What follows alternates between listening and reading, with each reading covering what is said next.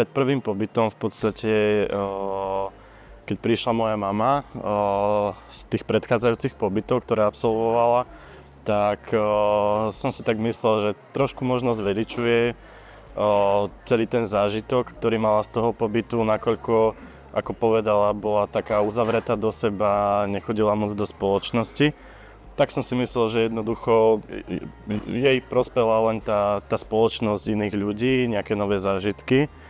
A keď som išiel ja teda na prvý pobyt, ktorý som dostal, tak tiež som mal také očakávania, že budeme v spoločnosti iných žien.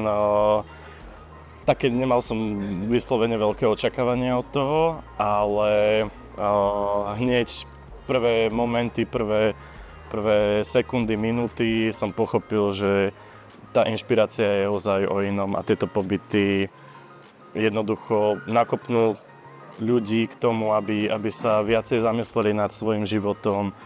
Jednoducho, ako je v názve, aby tých ľudí inšpirovali.